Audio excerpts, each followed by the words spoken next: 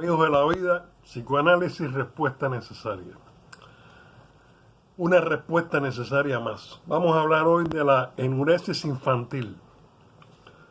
¿Ok? Ya sea diurna o nocturna, es una descarga sexual. La excreción urinaria desempeña originariamente el papel de una actividad autoerótica que proporciona al niño una satisfacción erótico-uretral y cutánea. Los pacientes en análisis, los que se están psicoanalizando, reviven a veces el recuerdo de estas sensaciones autoeróticas en los casos de cuando tienen eyaculación precoz. Por ejemplo, donde se puede ver una equiparación inconsciente de semen y orina. Pero cuando el niño mayor, educado en los hábitos higiénicos, regresa a esta forma de satisfacción infantil, esta ya no es autoerótica, sino que se halla vinculada a fantasías referentes a objetos. Una vez que no se realiza ya en forma activa y con un placer sexual consciente, sino que se produce contra la voluntad del propio individuo, puede dársele ciertamente el nombre de síntoma de conversión, que son los temas que hemos estado tratando anteriormente. Entre el hábito infantil autoerótico, en el hábito autoerótico infantil de mojar la cama y el síntoma ulterior de enuresis, ha habido un periodo de masturbación, y la enuresis representa un sustituto y un equivalente de la masturbación suprimida. En algunos casos resulta posible demostrar, en efecto, que una prohibición de masturbarse ha servido de estímulo en el sentido de conducir a la enuresis como conducta sustitutiva. Del mismo modo que la masturbación, la enuresis puede constituirse en una función eferente de diversos deseos sexuales. En el momento culminante de la formación del complejo de Edipo, ese famoso complejo de Edipo, la enuresis es ante todo y sobre todo un instrumento de descarga de los impulsos edípicos. Pero del mismo modo que en los otros síntomas de conversión se intercalan diversos deseos intermedios entre el complejo de Edipo profundamente reprimido y los síntomas finales erótico-uretrales y erótico-cutáneos, es interesante observar que la enuresis es muy a menudo expresión de fantasías sexuales propias del sexo opuesto. Las niñas, en quienes el erotismo uretral es bien notorio, se hallan casi siempre dominadas por una intensa envidia del pene. Su síntoma expresa el deseo de orinar como un varón. En los varones, la incontinencia tiene habitualmente el significado de un rasgo femenino. Estos niños esperan obtener formas femeninas de placer orinando pasivamente. Además, la forma pasiva de orinar puede expresar la regresión a las primitivas formas pasivo-receptivas de placer, a una nostalgia de las libertades de la primera infancia. Frecuentemente la enuresis representa en efecto un deseo de gozar nuevamente de los privilegios del bebé. El síntoma es precipitado a menudo por el nacimiento de un hermanito o una hermanita. Algunas veces la enuresis tiene en tales casos un significado pronunciadamente agresivo y de despecho, y va dirigido a lastimar a los padres en sus sentimientos. Me tomaré los privilegios de un bebé que ustedes me niegan, se dice a sí mismo. El significado agresivo y de despecho del síntoma puede ofrecer una oportunidad de expresar al mismo tiempo otras ideas de venganza, de origen pregenital, oral. Esto ocurre frecuentemente en aquellos casos de enuresis que constituyen la base de un síntoma ulterior de eyaculación precoz. El síntoma de enuresis puede tener diversas consecuencias en el desarrollo del niño. La tendencia a dominar el síntoma puede influir de dos maneras en el desarrollo del carácter.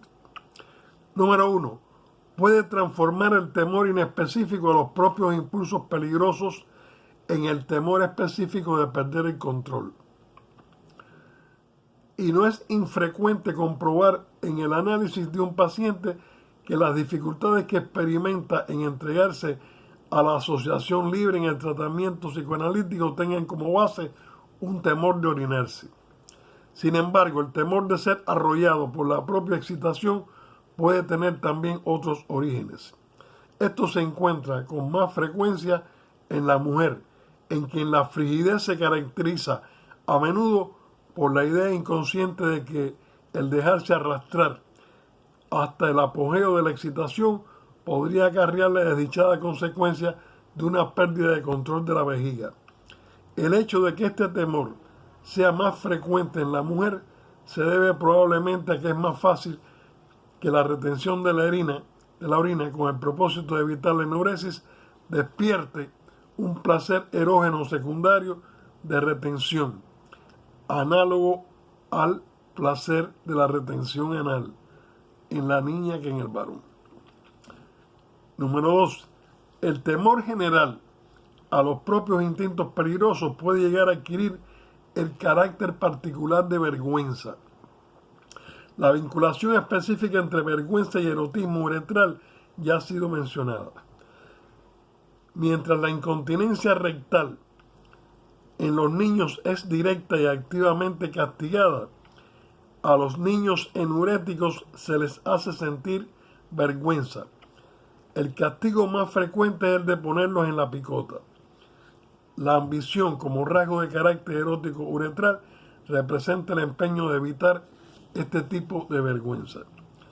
La incontinencia fecal en los niños mayores es un hecho mucho más raro que la incontinencia urinaria. Debe ser considerada también como un síntoma de conversión que expresa una tendencia inconsciente de descarga anal de conflictos instintivos. Cuando se produce solamente en forma ocasional, representa probablemente un equivalente de la propia angustia.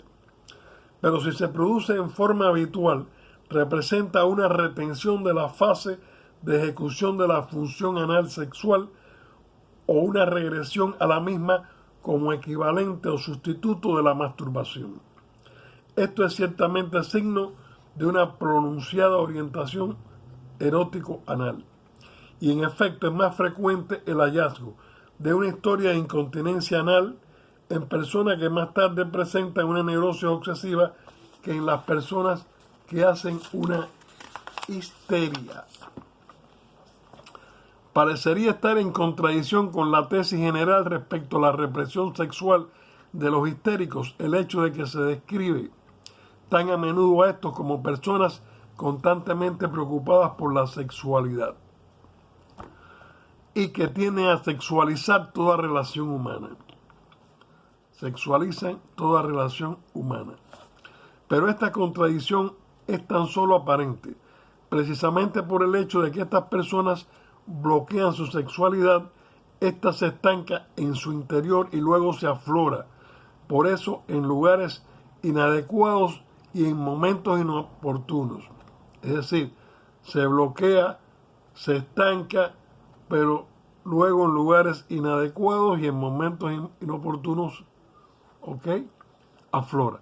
La erotomanía histérica es una pseudo hipersexualidad originada por la falta de satisfacción. A veces sucede que los pacientes con síntomas de conversión se hallan enteramente libres de angustia. A veces los síntomas de conversión y los de angustia marchan los unos unidos a los otros. El hecho de que la energía que ha quedado estancada a causa del conflicto neurótico queda ligada a alteraciones de funciones somáticas otorga cierta capacidad de descarga o por lo menos una capacidad de fijar la catexis en forma más permanente y constituye por lo tanto un medio de liberarse de la angustia o de evitar la abierta irrupción de esta angustia. Cuando la angustia aparece junto a los síntomas de conversión es porque esta elaboración secundaria de la angustia ha fracasado o ha sido insuficiente. Hasta aquí hoy con la enuresis infantil, algo bien interesante, muy interesante para los padres.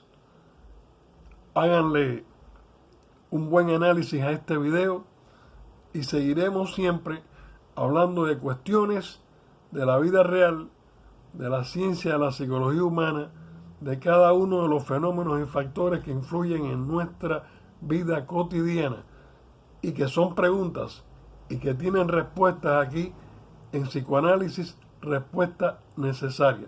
Sigamos adelante, amigos de la vida.